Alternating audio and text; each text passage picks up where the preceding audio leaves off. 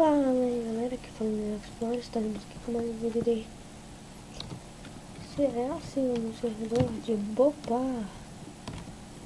Agora, vamos zerar esse mapa aqui.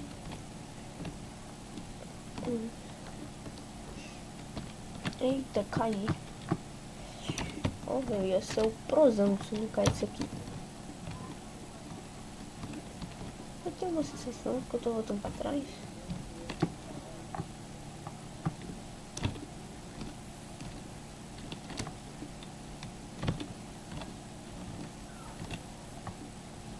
Será que eu tô voltando pra trás? Será? Não, acho que agora esse aqui. Porque não é possível. Eu vou aumentando aqui. Tá pegar um lá na frente. Não. Também não vou conseguir isso.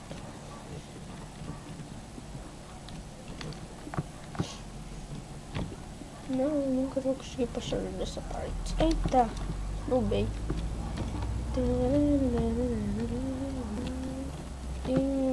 Quase.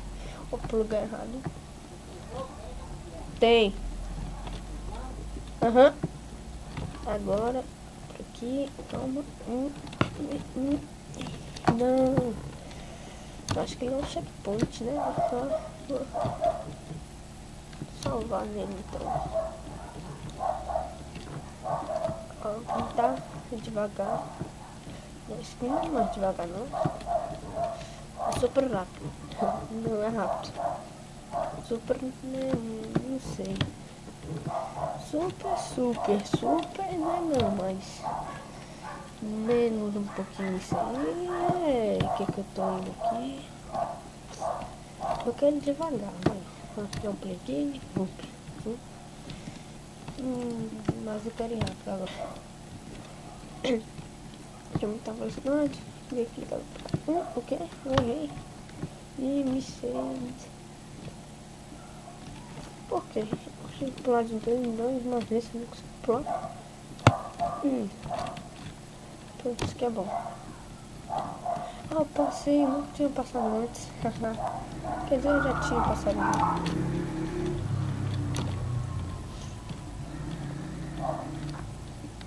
Aqui eu não tô do outro lado.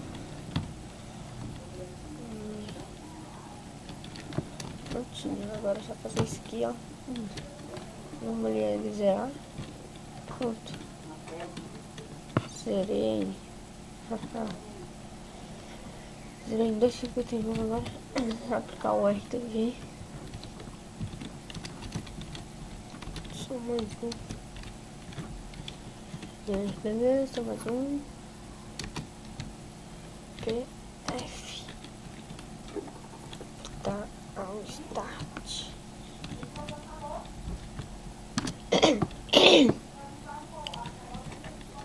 Barra start.